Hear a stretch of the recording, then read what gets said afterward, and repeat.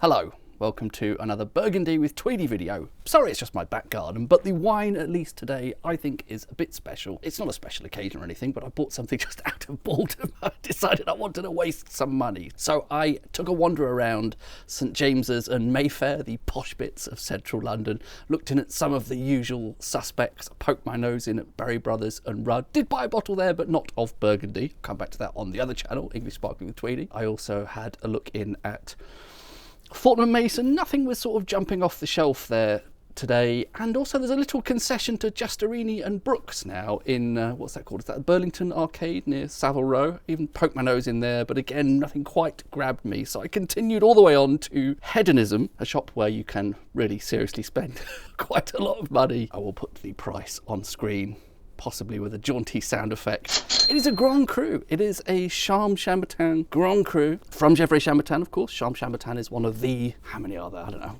handful of Grand Cru vineyards in Chambertin. It is a 2015 vintage. I did actually have a chat with the chap in the shop who seemed very keen to provide some advice, and I dithered over something similar sort of price bracket that was much older. Chambertin Grand Cru, I think that's the absolute, considered the best of the best, I believe, of all the Grand Cru vineyards within Chambertin. I mean, even when you get to Grand Cru status, everything in Burgundy has echelons, doesn't it? Whenever you think you're buying something a bit fancy, there is always a fancier level above that, a much more expensive level above that. I don't often like really seriously aged Burgundies, and given that it was a very prestigious appellation, Grand Cru Chambertin, at a relatively low price and quite an old vintage, I got the impression that, reading between the lines there, they were saying perhaps that wasn't at its best. With a bit of chat with him, and he sort of quickly figured out the style of wines I like. I do tend to prefer slightly younger Burgundies. I like the latter half, I suppose, of the 2010s onwards. I think this is generally regarded as a very good vintage, isn't it? 2015. I don't think I've actually had a lot from Burgundy from 2015.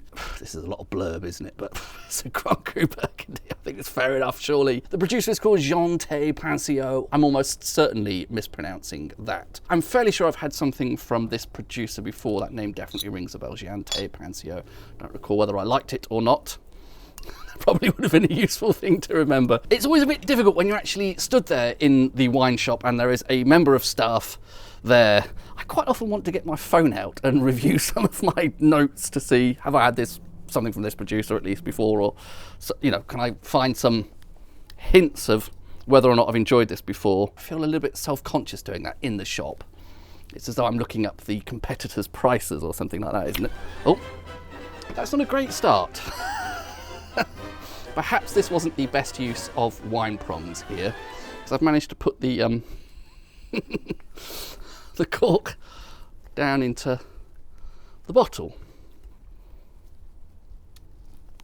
Okay, well, there is some movement at least, so perhaps I can still prise this out. This is going to be one of those difficult operations, isn't it? I was just babbling away there and I wasn't really paying attention to what I was doing, so... Not all of the cork has come out.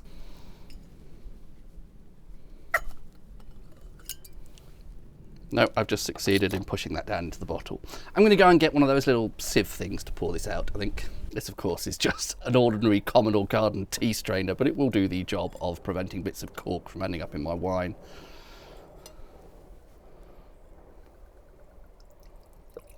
Oh. A little bit awkward to pour because of the cork in there.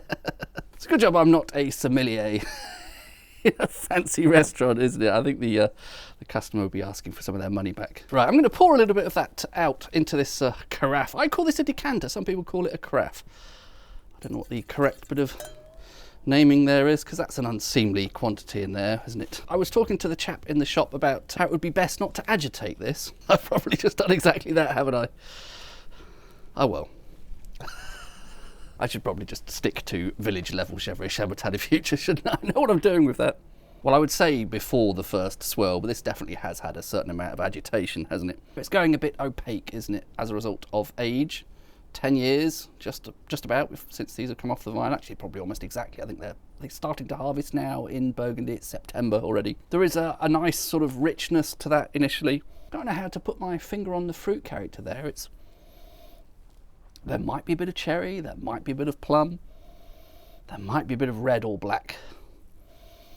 berry fruit there, but it's all sort of merged together into some unique new fruit. It's as though they've been put in the blender and turned into a smoothie or something. And a little bit hard to pick out which individual fruits I'm detecting there. Certainly not coming across as light and dainty. I think it's on the sort of richer, deeper, darker sort of side.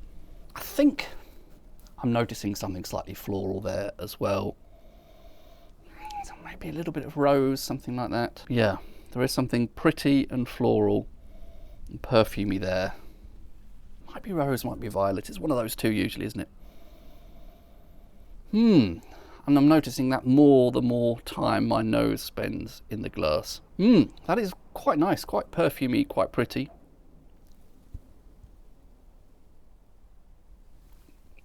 That richness carries through onto the palate a bit, but I would say there's also a certain amount of savouriness there, a bit of mushroom, which you might expect for 10 years old. It's certainly not ancient, is it? Particularly for a Grand Cru, which presumably is intended to be aged significantly. I think some people would argue this is even a bit on the young side. A slight plumminess, a tiny hint of that kind of Chinese plum sauce that I often refer to, the thing that you have with duck pancakes. I'm not actually sure that is plum, is it? Is it some sort of hoisin type sauce? I don't actually know what that stuff is. The jar I buy just says sauce for Peking duck, which doesn't give much away. Relatively silky, a little bit of a gentle frisance of tannins there, but overall silky-ish, I would say. Noticing the tannins a little bit more now, particularly the roof of the mouth. That seems to be where they're being picked up for some strange reason. So first impressions, nice. Not yet earth-shatteringly amazing. It may be that there are some conditions working against this. And the chap in hedonism said that it would be best not to disturb this, so perhaps this does all need to sort of settle down for a little while. But it's certainly not yet turning into that stage of aged Burgundy where it goes all completely consumed by mushroom and sous-bois and those things that you get from aging. I'm getting a little bit of that, I think, but it's at a level that I find actually perfectly fine. I am still detecting fruit there, although, as I say, it's a little bit hard to pin down what exactly that fruit character is. Perhaps I should come back later and give you further thoughts on a subsequent glass. Initially, nice. Hard for me to sort of pick out anything that I think is earth-shatteringly amazing about that at this stage, but perhaps it does need to A, settle down, B, air a bit, and then some of the more interesting nuances might start to emerge.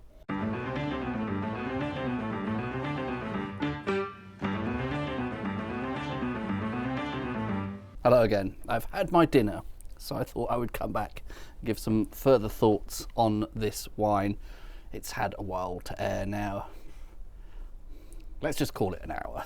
I think I am starting to get it. I think I am starting to see what some of the highlights are of this wine. I think there's a lovely ripeness of the fruit here, lovely level of ripeness, and I like that you can still detect that in a wine that is 10 years old. So this is actually, to me, coming across as actually quite fruity still. Did I say actually twice there? Sorry, 3 times now, made it worse. Coming across as very fruity, which is what I like. I want at least some fruit expression in Burgundy, whatever level it's at, whatever age it's at. Still a bit difficult to say exactly what that fruit is, but some combination of the usual suspects of cherry and berry fruit. But it's all quite sort of integrated by this point, so it's difficult, for me at least, to pick out individual fruits. But it's dark, deep, rich, berry and a bit of stone fruit, a little bit of cherry, possibly a little bit of plum and stuff like, there might be raspberries in there, but you know, that sort of thing. And that very appealing ripeness is very evident on the palate. And I think with a bit of airing and a bit more time, the palate is getting silkier and slightly richer as well. To begin with, I was noticing the tannins a little bit more, and possibly as a result of, as I say, having had some dinner. It was gnocchi alla sorrentina, if it matters. Gnocchi in a sort of tomato sauce with mozzarella and put a layer of fried aubergines on top and stuff. So it was very nice. Not that it's relevant to the wine, perhaps it is, I don't know. But yes, a lovely ripeness to this. It reminds me a little bit of some wines from 2019 that had that beautiful ripeness to them as well, but still enjoying it here now, even though this is 4 years earlier. It's 10 years old now. There is still a really good amount of acidity here, which is great, and that's helping give that sense of, you know, quite intense ripe fruit, but also I suppose there must be some sugar there, or otherwise I wouldn't be using the word ripe. something that's pure acidity you would not call ripe, obviously. I have had wines at the village level of Gevrey Chambertin that have been a little bit at least similar to this, and I have enjoyed as much. So it's still not clear to me what the huge step up in quality. This would be a very good village level Gevrey Chambertin, a decent Premier Cru.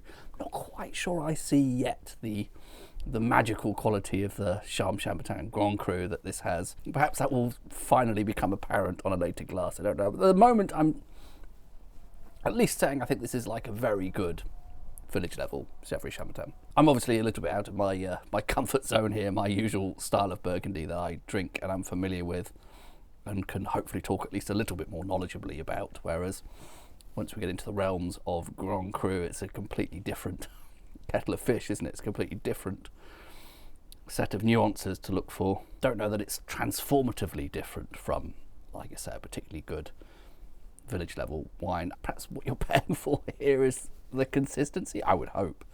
I do have a certain amount of hits and misses with village level Gevrey Chambertin. When it's good, it's great. Sometimes it can be a little bit underwhelming. Perhaps part of the point of these more prestigious appellations is that they give you more consistent quality. I don't know. Difficult for me to figure out why this is at that sort of lofty height. But I'm definitely enjoying it either way. Cheers.